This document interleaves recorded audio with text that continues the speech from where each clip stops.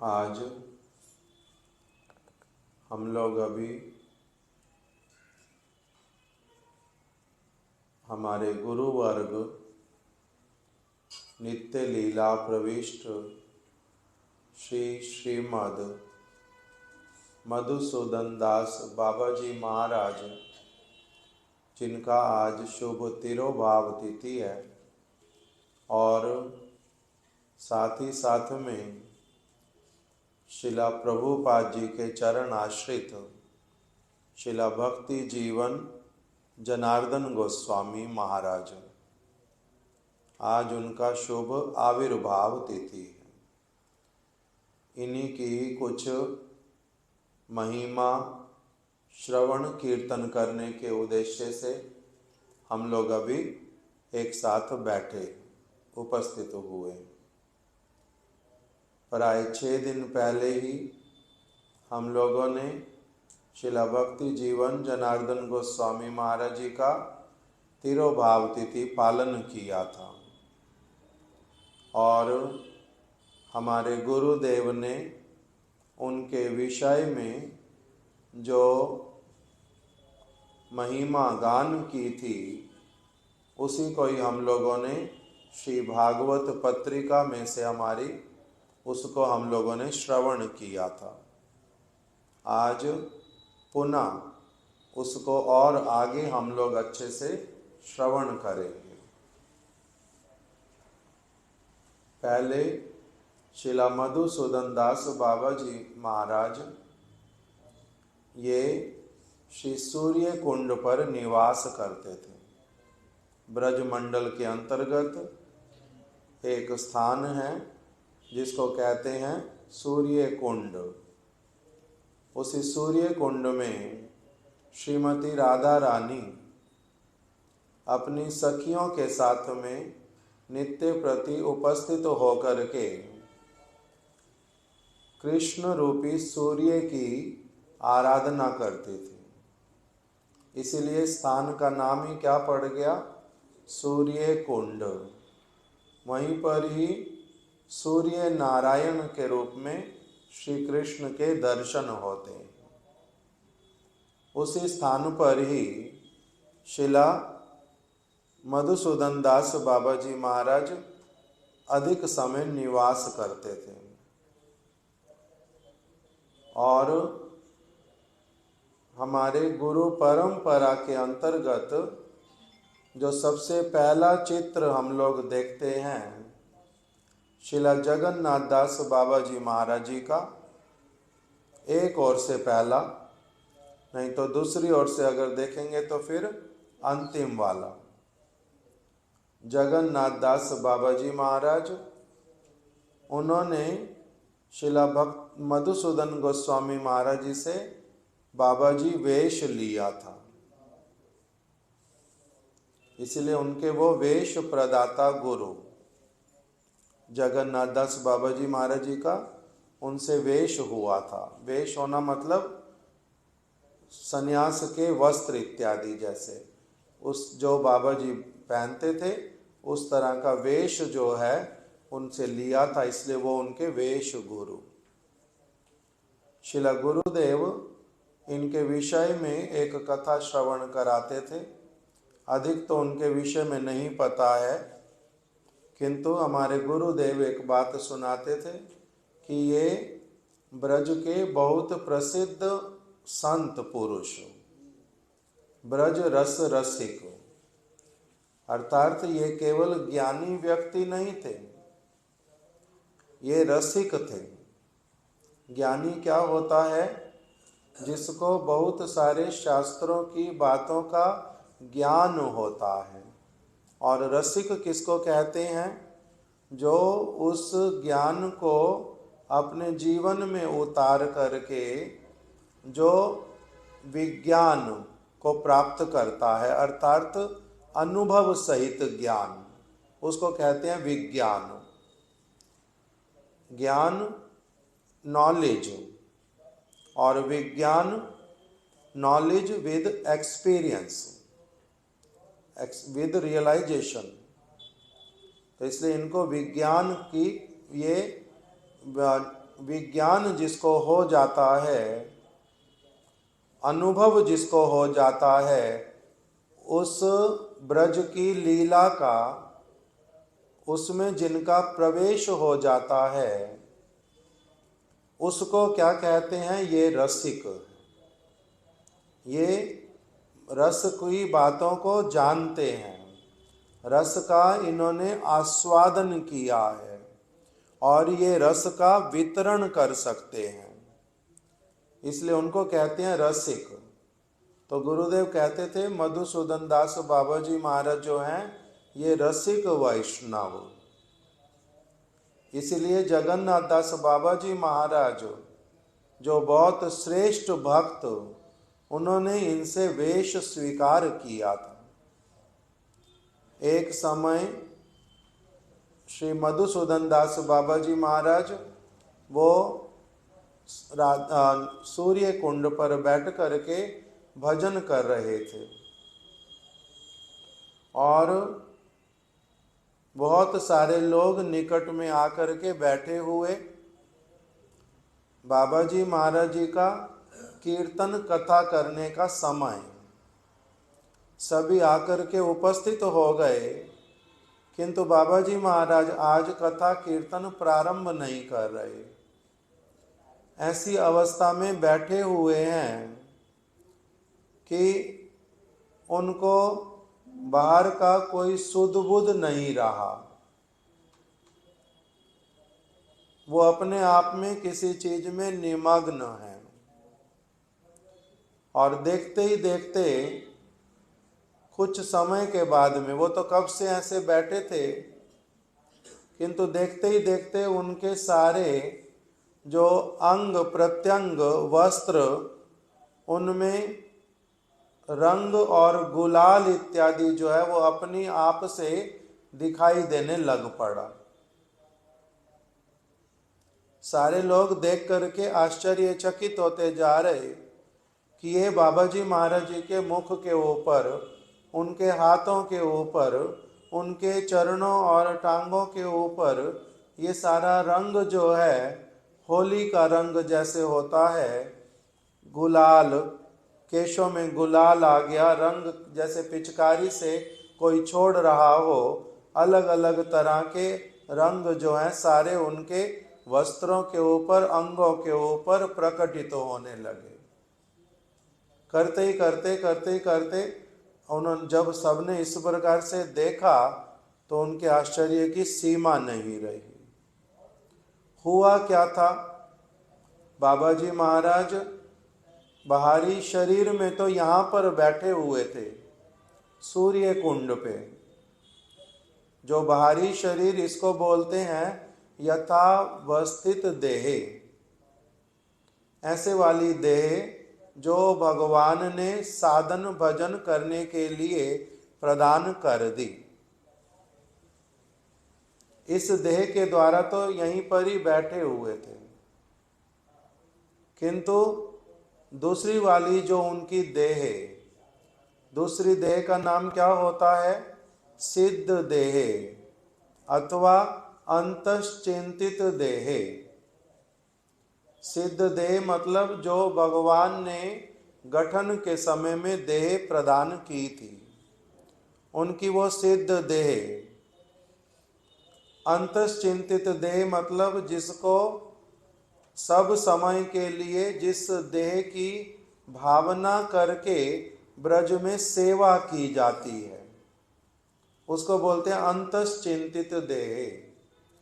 तो गोपी भाव में, अंतश्चिंतित देह में वो अपने सिद्ध स्वरूप से ब्रज की लीला में प्रविष्ट करके और गोविंद कुंड के अत्यधिक निकट संकर्षण कुंड में वो लीला में प्रवेश कर गए। वहाँ पर होली की लीला चल रही थी, वहीं पर ही कृष्ण समस्त गोपियाँ सारी होली खेल रहे थे, उसी में इनका भी प्रवेश हुआ और इनके ऊपर भी वो सारे के सारे होली वाले रंग जो हैं वो पड़े थे। कहाँ पर? अंतश्चिंतित देह के ऊपर, किंतु उनका प्रभाव कहाँ पर दिखाई देने लगा? यथावस्थित देह के ऊपर, बाहर में भी उस देह का प्रभाव दिखलाई पड़ा। जैसे श्रील रघुनाथ दास गोस्वामी जब वो राधा कुंड पे भजन करते थे तो उनका नियम क्या था? एक दिन में केवल एक दोना मट्ठा लेकर के पान करना है, सारे दिन में और कुछ भी खाते पीते नहीं थे। भजन में ही उनका सारा दिन चला जाता। 56 दंड रात्रि जिन्हें जाने न राधा गोविंद बिने, चारी दंड श्रुति थाके स्वप्ने राधा गोविंद देखे। दिन में कुल मिला के 60 दंड होते हैं, 24-24 मिनट का एक दंड, 60 दंड होते हैं। 56 दंड वो दिन रात भजन करते और 4 दंड केवल विश्राम करते थे। वो 4 दंड में भी क्या होता था? स्वप्न में भी राधा गोविंद उनको सब समय दर्शन देते। ऐसे रघुनाथ दास गोस्वामी एक दिन उन्होंने कहा किसी ब्रजवासी को, जो उनको नित्य प्रति मट्ठा ला करके देता था, कि आज मेरे पेट में बहुत व्यथा है, पीड़ा बहुत अधिक है। वो सुन करके वैद्य को ले आया।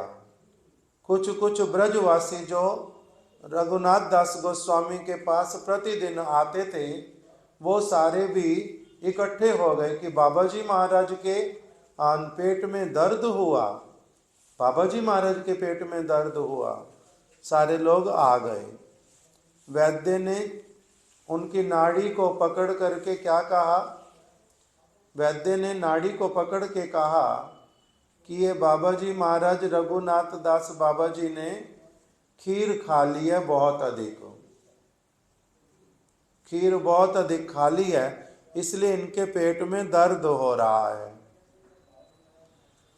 सारे ब्रजवासी लोग एकदम से वैद्य के ऊपर बड़े नाराज हो उठे कि कैसी बेफजूल की बात कर रहे हो।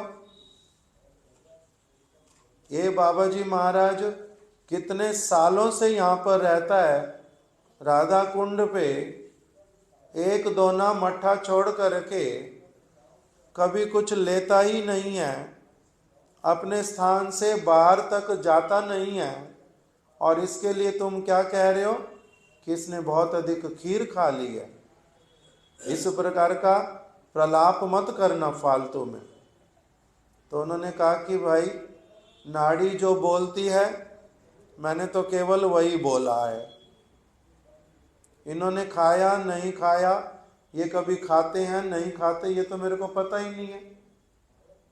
इनकी नाड़ी बोलती है इन्होंने खीर बहुत खा ली। प्रमाण कौन करे खाई ना नहीं खाई? रघुनाथ दास गोस्वामी जी ने ही बोला कि आज मैंने सचमुच में खीर बहुत अधिक खा लिया। बाबा जी महाराज खीर बहुत खा ली? हाँ, राधा रानी ने अपने हाथों से बहुत सारी आज मेरे को दे दी और कहा जे पूरी, फिर इसको तुमने क्या करना है, इसी को तुमने ही पूरा खाना है। तो इसलिए पूरा खा लिया। तो अभी खाया था कौन सी देह में? गोलोक वृंदावन में अंतश्चिंतित देह में साक्षात रूप में राधा रानी ने खीर दी थी, खीर खा ली थी, किंतु उसका असर कहाँ पर दिखाई दे गया? इस यथावस्थित देह के ऊपर जिसमें वो राधा कुंड में बैठे थे। तो इसी प्रकार से नित्य लीला का किसी किसी अवस्था में क्या पड़ता है? इसका प्रभाव पड़ता है। केवल अंतश्चिंतित देह का नहीं, मानसी देह का भी अंतर, उसका भी जो फल होता है वो भी बहुत बार देह पे दिखाई देता है। हमारे महाराज जी ये कथा सुनाते थे। क्या एक कथा है?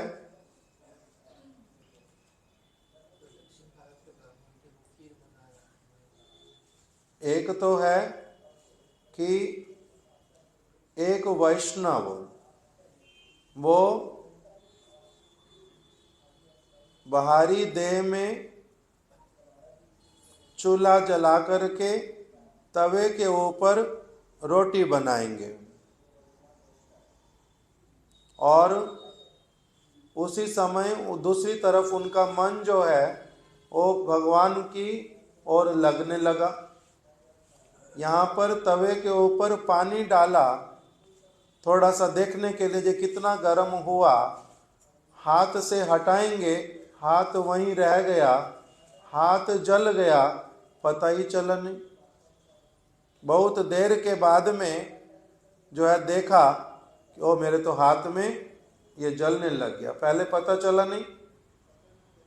तो कहते पता ही चला नहीं, बहुत देर तक जब जल गया तब पता चला। क्यों? क्योंकि मन वहां पर था नहीं। तो इसी प्रकार की अलग अलग चीजें हमारे महाराज जी किंतु और एक कथा सुनाते थे मन वाली।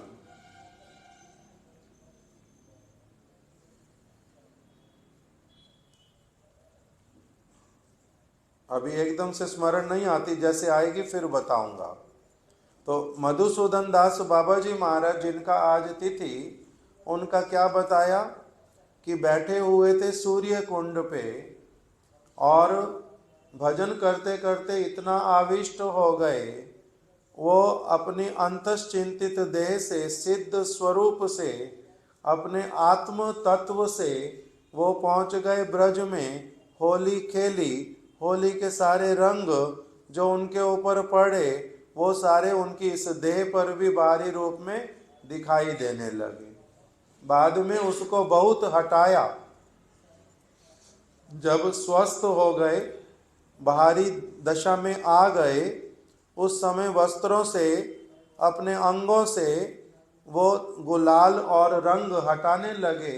बहुत धो लिया किंतु वो जाते नहीं, वहीं के वहीं रह गए उनके सब समय के लिए। जैसे श्यामानंद प्रभु, उनको नूपुर मिला था सेवा कुंज में, राधा रानी का सफाई करते करते कुंज की। बाद में राधा रानी के चरणों में नूपुर पहना दिया और राधा रानी ने क्या किया, वही नूपुर जो है उनके मस्तक से स्पर्श करा दिया।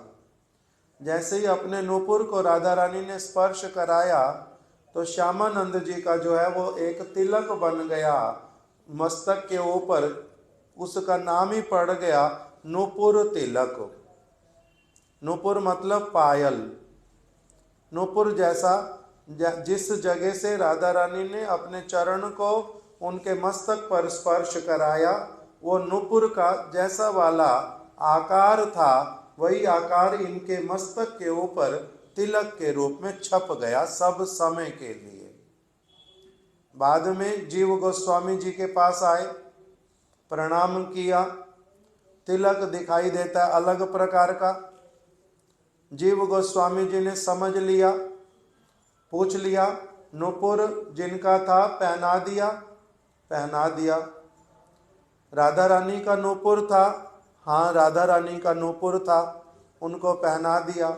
उन्होंने कृपा किया, गुरुदेव कृपा किया है। कैसे कृपा किया?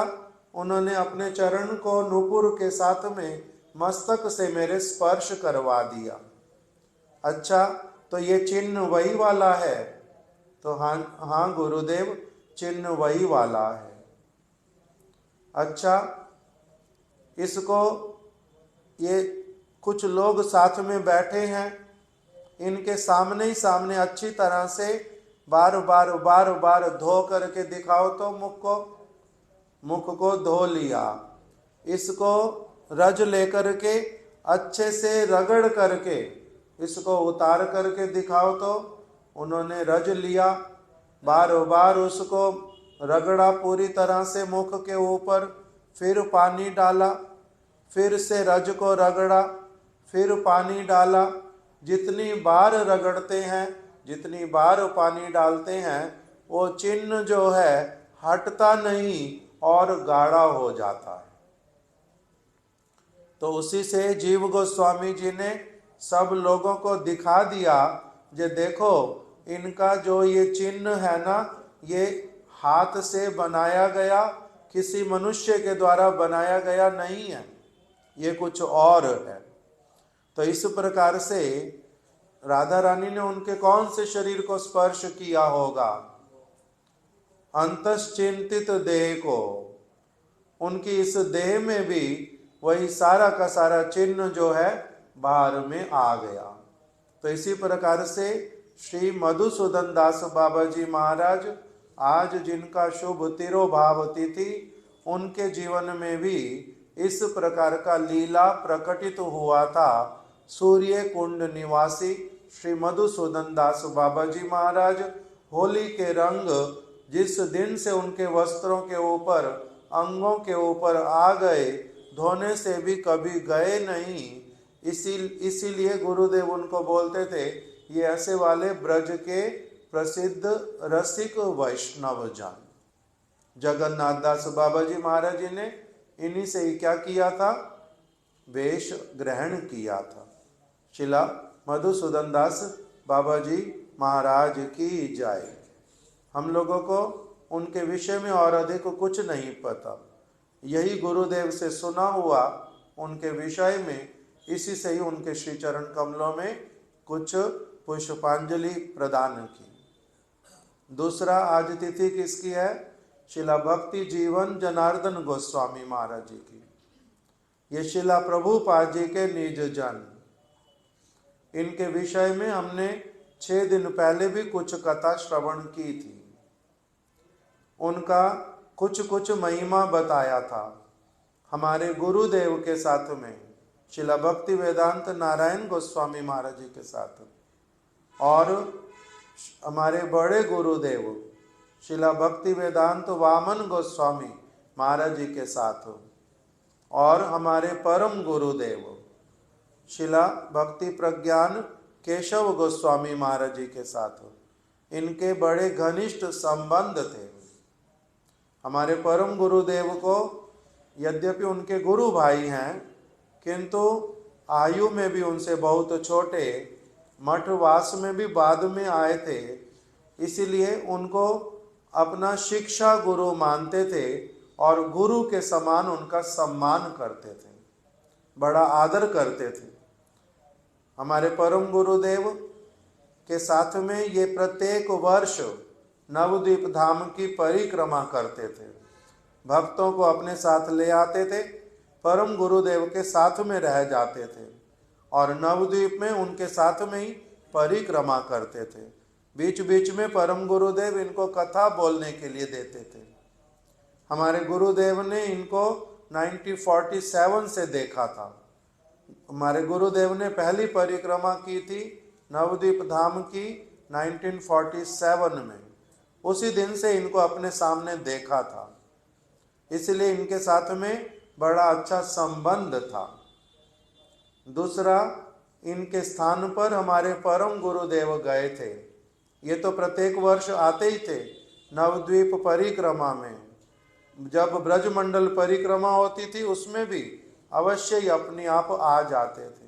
परम गुरुदेव इनको बड़े ही प्रेम के साथ में, अधिकार के साथ में एकदम से इनको लिख करके भेजते थे, परिक्रमा इस दिन से प्रारंभ है, आपको अवश्यम भावी है आपके लिए, उसमें आप छूट नहीं ले सकते, अवश्य ही आना पड़ेगा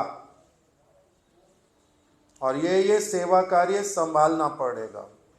इस प्रकार से इनको आदेश करके लिख करके भेजते थे और ये भी उसका पालन करते हुए बड़े आदर के साथ में और बड़े ही हमारे परम गुरुदेव के प्रति प्रेम युक्त होकर के एकदम से अपना उनको मान करके पूरी तरह से आ जाते थे मठ में। नवद्वीप परिक्रमा इकट्ठे करना, कार्तिक की ब्रजमंडल की परिक्रमा जब जब होती थी इकट्ठे करना, दक्षिण भारत उत्तर भारत यात्रा इत्यादि में चले जाना, सब जगह जाते थे। एक समय हमारे परम गुरुदेव इनके मठ में गए थे, खड़गपुर में। वहां पर इनका मठ था, उड़ीसा के अंतर्गत खड़गपुर नामक स्थान पर। वहाँ पर इन्होंने बहुत अच्छी तरह से प्रभुपाद जी की व्यास पूजा का उत्सव मनाया था। वहीं पर हमारे परम गुरुदेव गए थे, गुरुदेव साथ में गए थे। श्रील त्रिविक्रम गोस्वामी महाराज, श्रील वामन गोस्वामी महाराज, सभी लोग वहाँ पर एक साथ में उपस्थित हुए थे। वहीं पर ही हमारे गुरुदेव ने कहा कि मैंने हर रोज देखा, वहाँ पर भी देखा, और फिर वृंदावन हो, नवद्वीप हो, जहाँ जहाँ पर सब समय रहने के लिए मिला, हर रोज इनकी एक क्या इनका वो था, नियम था, बहुत सारी प्रार्थनाएं जो कि श्री रघुनाथ दास गोस्वामी ने, रूप गोस्वामी ने, विश्वनाथ चक्रवर्ती ठाकुर ने, कविराज गोस्वामी ने जो जो राधा रानी के विषय में लिख करके रखा है, वो सारी प्रार्थनाएं पढ़ते रहते थे। हर रोज का उनका नियम था। तो इसलिए हमारे गुरुदेव कहते मैंने भी इनसे वही प्रार्थनाएं सुन सुन करके मेरे को बड़ा अच्छा लगता था। और मैंने क्या किया, जो जो प्रार्थनाएं ये करते थे वही सारी प्रार्थनाएं अच्छी तरह से लिख ली, और मैं भी उन्हीं को ही उसी भावना के साथ में अच्छी तरह से करता रहता। और जैसे जैसे वैष्णवों का संग मेरा बढ़ता गया, मैंने क्या किया, अपना अच्छी तरह से उनके साथ में ये जो प्रार्थनाएं, इनको भावनाओं को भी अच्छी तरह से ग्रहण करते करते मैं राधा रानी के चरणों में पूरी तरह से वो सब निवेदन करने लगा प्रार्थनाएं। ये सारी प्रार्थनाएं हम लोगों ने पिछली बार सुनी थी कि कैसे प्रार्थनाएं करते थे। हा देवी काकू भर गद गद याद्य वाचा, हे देवी श्रीमती राधिके, मैं तुम्हारे चरण कमलों में प्रणत होकर के कातर भावना से प्रार्थना करती हूँ कि आप मेरे को अपने गणों में, अपने जो दासियां हैं उसमें मेरी भी गिनती कर लो, मेरा भी नाम उस रजिस्टर में लिख लो। दूसरी प्रार्थना क्या करते थे, तवई वास्मी ना जीवामी त्वया बिना, हे देवी श्रीमती राधिके, मैं तुम्हारी हूँ, मैं तुम्हारी हूँ, मैं तुम्हारी हूँ, तुम्हारे बिना मैं अपने जीवन को धारण नहीं करूंगी, इसलिए आप कृपा करके मेरे को अपने चरणों में स्थान प्रदान कर दो। इस प्रकार से प्रार्थना करते थे। और प्रार्थना क्या करते हैं कि हे श्रीमती राधा रानी, आपके कुंज निकुंज में जहाँ पर आप विभिन्न प्रकार की लीलाएं करती हैं, वहीं पर जहाँ पर कृष्ण भी श्याम सुंदर, वो भी आकर के आपकी दासियों के चरणों में पड़ जाते हैं, जहाँ पर वो भी क्या करते हैं, आपके दर्शनों की कामना करते हैं, आपकी प्रसन्नता चाहते हैं, आपकी दासियों के चरणों में पड़ जाते हैं।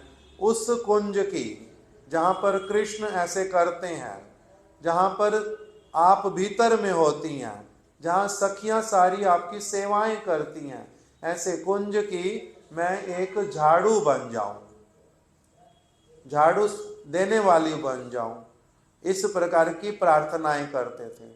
तो वही प्रार्थनाएं जो वो करते थे, गुरुदेव ने क्या लिख करके रखा, मैंने इन सारी प्रार्थनाओं को विस्तार से उनसे सुनते सुनते मैंने भी उन सबको स्मरण कर लिया। हे कृष्ण, हे श्रीमती राधा रानी, यदि आपकी मेरे ऊपर कृपा ना हो, आप मुझे नहीं अपनाओगी, तो मैं किस प्रकार से कभी भी कृष्ण को सेवा अपनी पहुंचा भी पाऊंगा।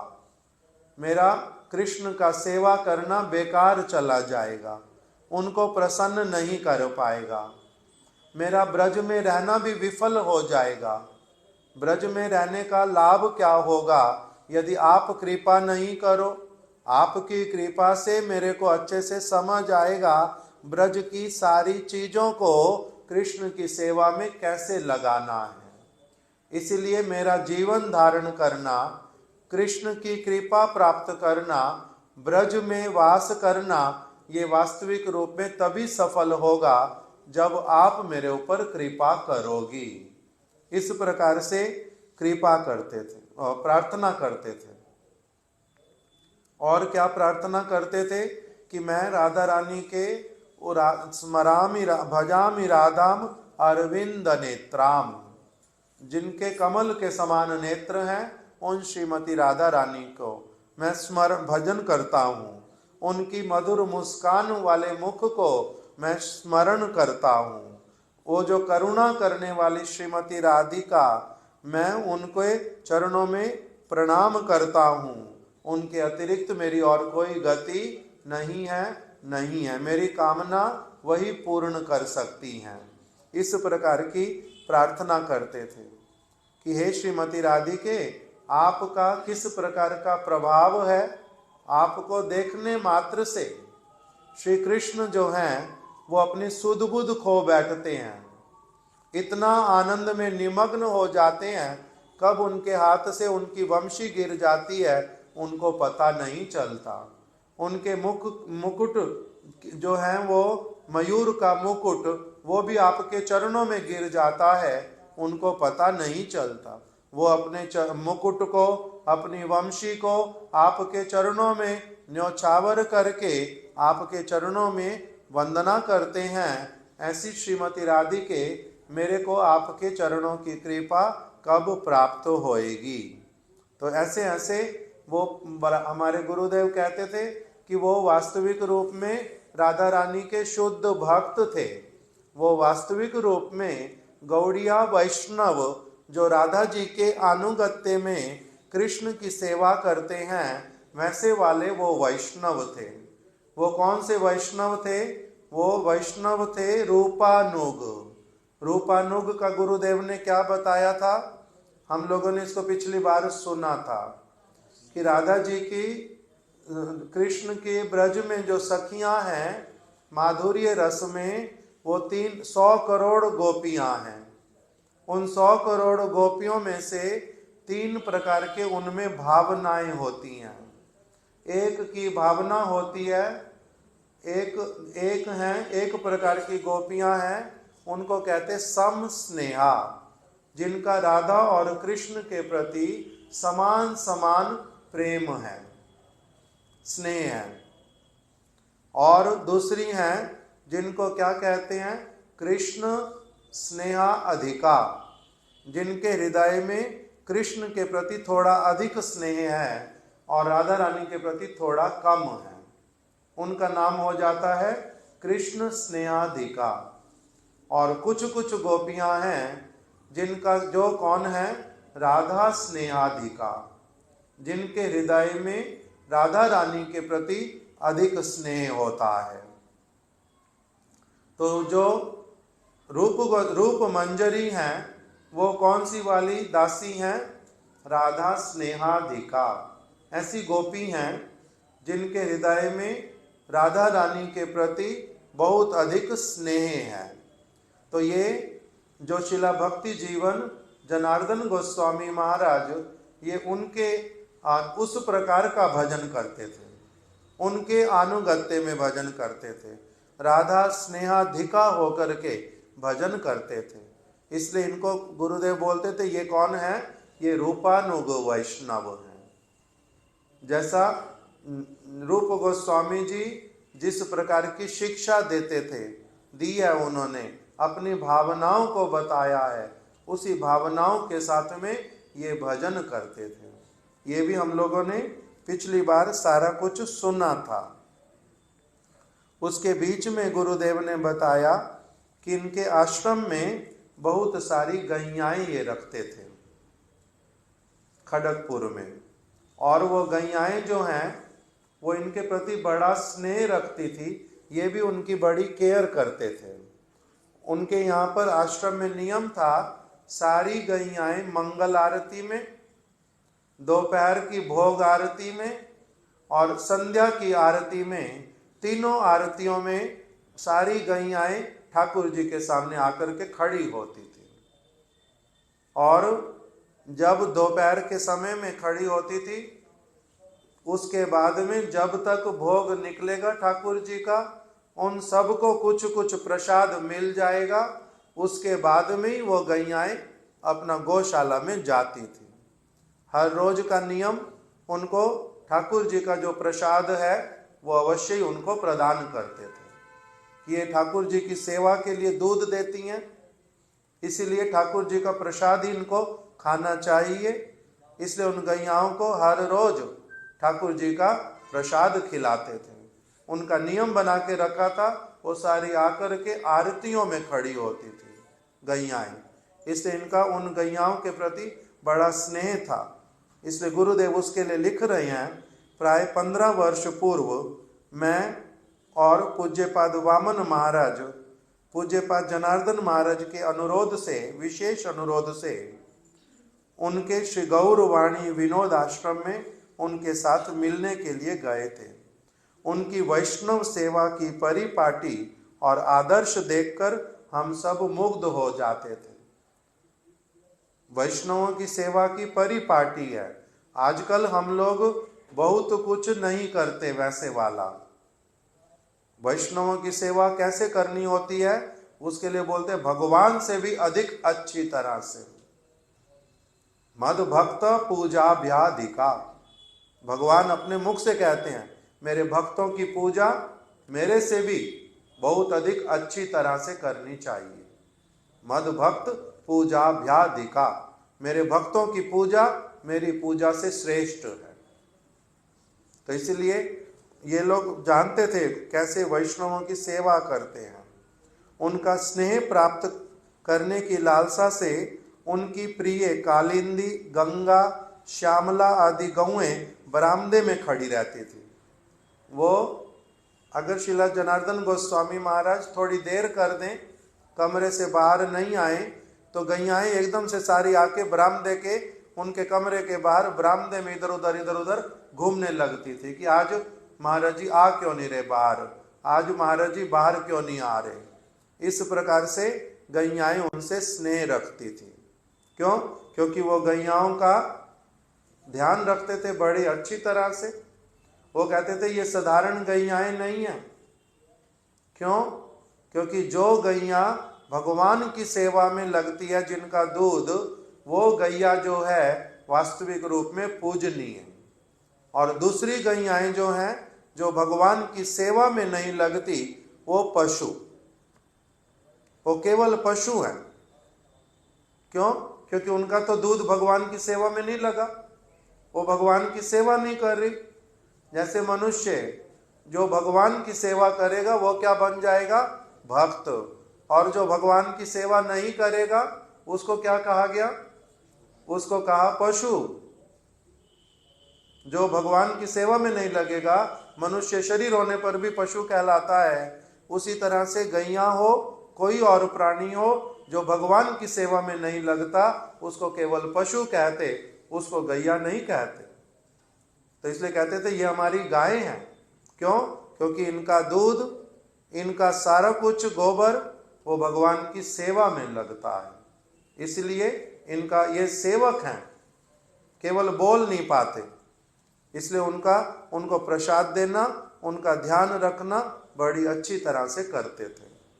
इस बात को भी गुरुदेव ने लिख के रखा।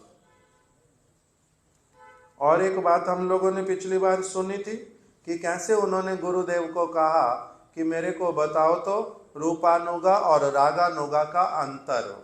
गुरुदेव ने उनको ये वाला पहले तो कहा कि आप तो हमारे गुरु तुल्य हैं, आपके सामने हम कुछ सुनाएंगे। किंतु उन्होंने जब बार बार कहा, श्रीला वामन गोस्वामी महाराज जी ने भी संकेत किया हमारे गुरुदेव को कि महाराज आप बोल दो, तो गुरुदेव कहते हैं मैंने कैसा सुनाया, जैसे एक छात्र अपने अध्यापक के सामने कोई चीज सुनाता है, उसी तरह से मैंने भी इनके छात्र जैसा बन करके इनको रूपानुगा किसको कहते हैं, रागानुगा किसको कहते हैं, जब वो अच्छी तरह से समझा दिया, तब उन्होंने मेरे को बड़े प्रेम से आलिंगन किया और उन्होंने कहा तुमने बड़ा अच्छी तरह से मुझे बता दिया रूपानुगा किसको कहते हैं। इसलिए उनके उपदेश में भी आता है, वो जब उपदेश करते हैं, शिक्षा उनकी लिखी हुई बहुत सारी, उन उपदेशों में उन्होंने एक जगह पर कहा कि जो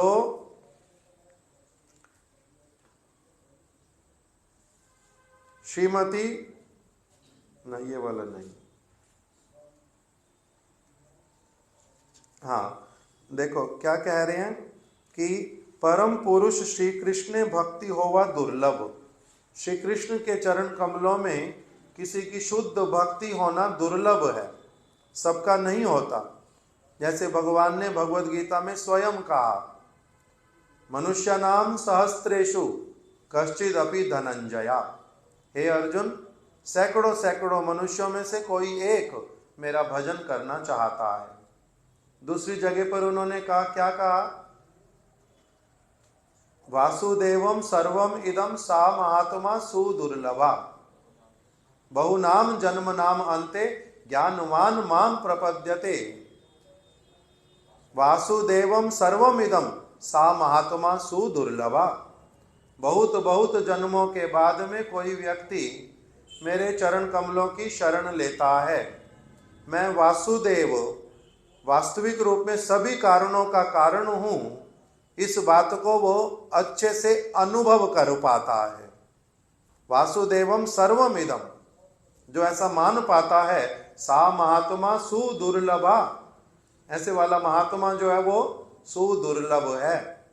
तो इसलिए यहाँ पर बोल रहे हैं उपदेश में कि श्री कृष्ण का वास्तविक रूप में शुद्ध भक्त बनना बड़ा दुर्लभ है, ये तो सत्य, किंतु उससे भी बहुत दुर्लभ है राधा रानी के दासित्व की भावना रख करके भक्ति करना। कृष्ण की आराधना फिर भी बहुत सारे लोग करते, यद्यपि दुर्लभ, किंतु शुद्ध रूप में राधा रानी के चरण कमलों का भजन करके कृष्ण की सेवा करना, कह रहे हैं ये क्या है, ऐसे वाला होना अति दुर्लभ। कृष्ण का भजन करने वाले अगर दुर्लभ, राधा रानी के अनुगत्य में भजन करने वाले अति दुर्लभ। और फिर श्री गुरु रूपा सखी के आश्रय में श्री राधा दास्य की मति होती है। राधा रानी की भक्ति करने की, उनका दास्य करने की मति जो है, ये कहाँ से आती है? ऐसे वाली मति जो है गुरु रूपा सखी से मिलती है, गुरु प्रदान करते हैं। गुरु ऐसे वाले गुरु जिनका क्या है स्वरूपता, जो राधा रानी की दासी हैं, गुरु रूपा सखी से उस प्रकार की भावना प्राप्त होती है। फिर उन्होंने एक जगह कहा कि यद्यपि इस जगत में वैष्णव, उनका दर्शन परम सौभाग्यशाली, किंतु यदि किसी को शुद्ध चैतन्य महाप्रभु के रूपानुग वैष्णव के दर्शन और संग मिल जाए, वो बड़ा ही सौभाग्यशाली। कहते हैं वैसे वाले शुद्ध भक्त का संग, उनकी कृपा, उनकी सेवा, उनका निर्देश, ये सारा कुछ आसानी से मिलता नहीं। मिलने पर भी बहुत सारे लोग धारण नहीं कर पाते, मिलने पर भी बहुत सारे लोग धारण नहीं कर पाते, क्योंकि अपना एक स्तर, अपना एक योग्यता नहीं होने के कारण बहुत श्रेष्ठ वस्तु मिलने पर भी लोग धारण नहीं कर पाते। तो इसीलिए वो कहते थे कि इस प्रकार के रूपानुग वैष्णव का मिलना ये बड़ा सौभाग्य का बात, और जो उसको ले पाए अपने जीवन में वो बहुत सौभाग्यशाली। इस प्रकार का उपदेश करते थे। और एक उपदेश में क्या कह रहे हैं कि देखो भाई, अगर भजन करना है, सचमुच में अगर तुम्हारा भजन करने का इच्छा हो गया, तो क्या करना, सहज सरल अन आडंबर जीवनी, इसको लेकर के ही जीवित रहना। कह रहे हैं जब तक जीवन है, जिसका भी, जब से तुम्हारा भजन करना प्रारंभ हुआ, तुम क्या करना, अपने जीवन में आडंबर को स्थान नहीं देना। आडंबर किसको कहते हैं? जो काम हम नहीं कर सकते, उस कार्य को दूसरे लोगों को शो ऑफ करने के लिए दिखलाना, उसको कहते हैं आडंबर करना। तो कहते हैं आडंबर करने जाना नहीं। तुम्हारा भजन करना किंतु आडंबर करना नहीं। दूसरा, सरल और सहज जीवन जीना। सरल जीवन क्या होता है? सरल जीवन का मतलब पागल जैसा जीवन नहीं। सरल जीवन का मतलब होता है निष्पाप जीवन। निष्पाप जीवन जीना, अपने स्वार्थ के लिए किसी से छल कपट नहीं करना, झूठ नहीं बोलना, किसी को बहका फुसला करके उनसे पैसे लेकर के ऐंठ नहीं लेना, भगवान के नाम पर अपने भोगों के लिए पैसा किसी से नहीं लेना। सरल जीवन जीना, भक्तिमय जीवन, भगवान का भजन करना और सहज जीवन जीना। सहज जीवन क्या होता है? जाई विधि राखे राम, ताई विधि रहिए, विधि का विधान जान, हानि लाभ सहिए।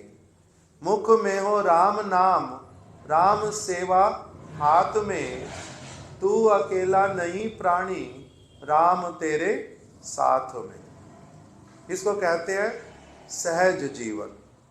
यथा लाभे तथा संतोष, अपना शुक्ल वृत्ति के साथ में, ठीक ठीक भावना के साथ में काम करते हुए, जो जितना मैं अपना अर्जित कर पाता, कमाई कर पाता, अथवा त्यागी होने पर भगवद इच्छा से सहज रूप में जो मिल जाता है, अथवा भिक्षा मांग करके जो मिल जाता है, उसी से अपना जीवन यापन करना।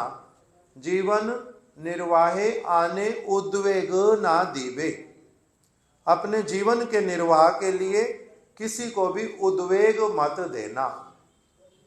पर उपकारे निज सुख पास रीबे, अगर कभी आवश्यकता पड़े दूसरों के पारमार्थिक वास्तविक उपकार के लिए अपने सुख को भी कभी कभी छोड़ देना।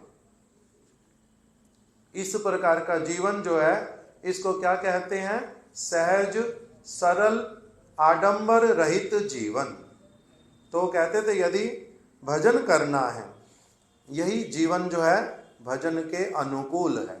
नहीं तो चित्त जो है वो चंचल रहेगा, चित्त जो है कलुषित रहेगा, चित्त में भगवान नहीं आएंगे और कुछ चलता रहेगा। कर लो जितना करना छल कपट, फल कौन भोगेगा? खुद ही भोगोगे। परेशान कौन होएगा? खुद ही होगे। मन किसका भगवान में नहीं लगेगा? तुम्हारा अपना ही नहीं लगेगा। इसलिए अगर चाहते हो भजन करना तो सरल सहज आडंबर रहित जीवन जो है वो जीना, वही तुम्हारा भजन के अनुकूल होगा। जीवन निर्वाहे कहा कि ओ कोनो प्रकार उद्वेग ना देवा, वैष्णवतार गरिमा। गरिमा क्या होता है? वैष्णव की गरिमा है। गरिमा है मतलब एक प्रकार का उनका स्पेशलिटी है, जिसके कारण जो गुरु हैं, श्रेष्ठ जन हैं, वो गर्व अनुभव करते हैं कि ये वैष्णव जो है ये कैसे हैं? ये किसी को भी अपने जीवन के लिए उद्वेग नहीं देते, निष्पाप जीवन जीते हैं। जैसे वृक्ष, वृक्ष क्या करता है? निष्पाप जीवन जीता है, किसी से कोई आशा रखता नहीं, सरल सहज रूप में मिट्टी से, सूर्य से, वायु से, भगवद इच्छा से जो प्राप्त होता है उसी को प्राप्त करके जीवन चलाता चलता है, और उसकी फल को, फूल को, पत्ते को, छाल को, डाली को, जड़ को जिसको आवश्यकता पड़ती वो ले जाता है और वो उसको दे देता है। इसको बोलते हैं उपकारी जीवन, इसी को बोलते हैं पाप रहित जीवन। तो इसीलिए कह रहे हैं कि ऐसे वाला जीवन जीना जो तुम्हारे भजन में क्या करेगा? बड़ी सहायता करेगा। लोभी बनना नहीं, कामुक बनना नहीं, अनित्य वस्तुओं के लिए छल कपट करना नहीं, सरल सहज आडंबर रहित जीवन जीना। और कहा कि वो उपदेश करिवार पूर्वे, किसी को भी कोई उपदेश देने से पहले निजे के उपदेश ग्रहण और पालनकारी होते हईवे। कोई भी उपदेश जो दूसरों को दोगे उससे पहले क्या करना, स्वयं उस उपदेश को ग्रहण करना और उस उपदेश का पालन करना। अच्छे से किसी उपदेश को, भगवान के, गुरु वैष्णव के उपदेश को सुन करके जीवन में धारण करना, पालन करना, उस उपदेश को सब समय के लिए ग्रहण करना। तब तुम क्या करना, आवश्यकता पड़ने पर किसी को वही वाला उपदेश कह सुनाना कि भगवान ने ऐसा कहा है, गुरुदेव ऐसा कहते हैं। ये वाला उपदेश जो है दूसरों को सुनाना, कब, जब तुम क्या कर लो, अपना ग्रहण कर लो और स्वयं भी उसको अच्छे से पालन करो, तभी तुम दूसरों को वो वाला उपदेश सुनाना। इस प्रकार का उपदेश देते थे। उनके और भी उपदेश हैं, किंतु हमारा समय हो गया, इसलिए यहीं पर ही आज कथा को रख देते हैं। शिला भक्ति जीवन जनार्दन गोस्वामी महाराज की जाए, उनकी शुभ आविर्भाव तिथि महामहोत्सव की जाए। इस तिथि को पालन करने वाले समस्त भक्त वृंद की जाए, उनके समस्त आश्रित जनों की जाए। उन्होंने जब अप्रकट लीला किया, उनके प्रणाम मंत्र में आता है 2 नाम सब समय बोलते रहते थे। एक तो प्रभुपाद प्रभुपाद प्रभुपाद प्रभुपाद, दूसरा उनके मुख से निकलता था राधे राधे राधे राधे राधे राधे। यही 2 शब्द सब समय बोलते थे। और जिस दिन उन्होंने शरीर त्यागा, कैसे शरीर त्यागा, स्नान करके आए, आनिक मंत्र बैठ करके किए, तुलसी में, आनिक के बाद में तुलसी में जल देने के लिए गए, तुलसी में जल दे दिया, फिर प्रणाम किया तुलसी को, पंचांग प्रणाम, पंचांग प्रणाम किया, वहीं पर ही शरीर छोड़ दिया। शिष्य ने देखा गुरुदेव प्रणाम ही कर रहे हैं, बहुत देर हुआ, उनको पकड़ के उठाएंगे, उठते नहीं, उसी में जमीन पर लुढ़क गए। उसी प्रकार से उन्होंने देह रक्षा की थी। इस प्रकार से उनका अप्रकट लीला हुआ था। शिला भक्ति जीवन जनार्दन गोस्वामी महाराज की जाए। चलो अभी हम लोग सभी खड़े हो जाएंगे और ठाकुर जी की आरती कर लेते। मुकुंद प्रभु आरती कर दो, ठाकुर जी की आरती कर देते। अब माला पहनाने आए, बाद में दे दें, पहले आरती करो जल्दी जल्दी। सभी लोग आगे आ जाओ, ठाकुर जी की आरती कर दो, उसके बाद में फिर सभी लोग प्रसाद दें।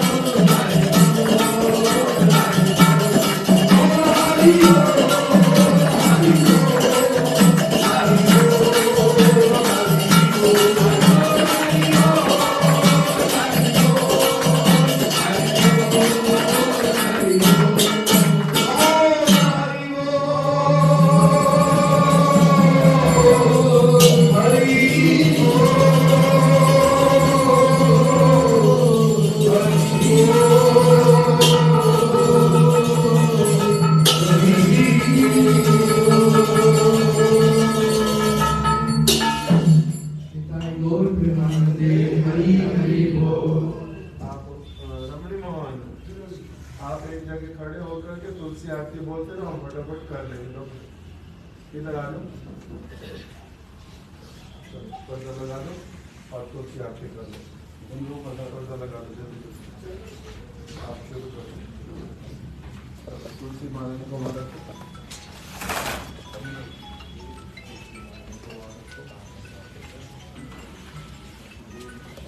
श्री वृंदा देवी तुलसी महारानी की जय।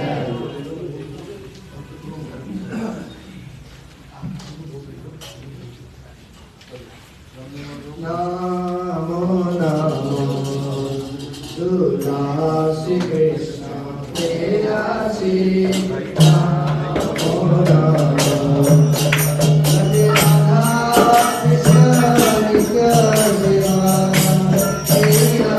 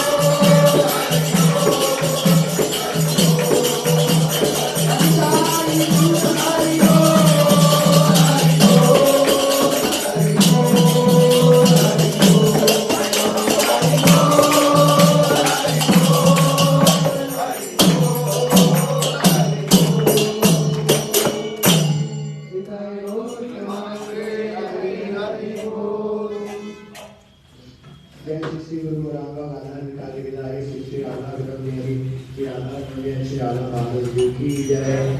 जय नित्यानंद विष्णु विष्णुपाद शिष्य भक्ति ज्ञान शिवाजी गोस्वामी महाराज की जय। जय नित्यानंद विष्णु विष्णुपाद शिष्य भक्ति वेदांत नारायण गोस्वामी महाराज की जय। नित्यानंद विष्णु विष्णुपाद शिष्य भक्ति जीवन जनार्दन गोस्वामी महाराज की जय। तदीय शिव अविभाग महामहोत्सव की जय। जय श्री मधुसूदनदास बाबाजी महाराज की जय। तदीय शिव अविभाग महामहोत्सव की जय। अनंत कोटि वैष्णव की जय। समस्त विभाग गौरी की जय। समाप्त भक्त वृंद की जय। निताय गौर आनंदे।